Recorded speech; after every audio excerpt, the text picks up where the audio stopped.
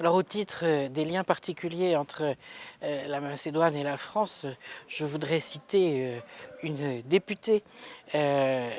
qui œuvre beaucoup pour les liens entre les deux pays,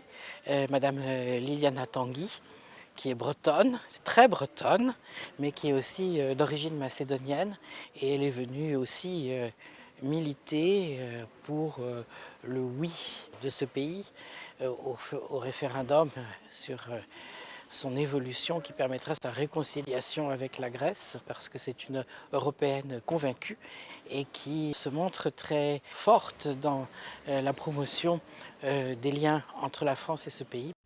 Des liens entre la France et la Macédoine qui ont notamment été noués à travers le front d'Orient pendant la Première Guerre mondiale. Alors à l'époque,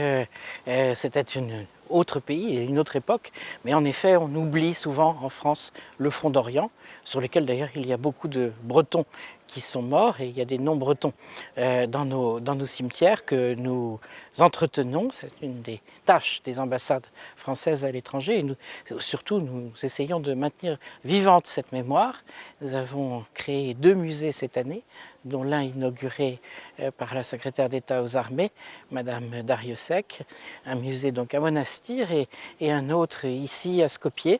qui retrace ce front qui a été capital, qui a eu lieu donc le 28 septembre 1918, qui a provoqué l'effondrement des empires centraux, donc de l'Autriche-Hongrie, et par ricochet l'effondrement du front occidentale, et donc l'armistice du 11 novembre que nous connaissons. Enfin, l'ambassadeur nous a parlé de la Bretagne, qu'il connaît aussi.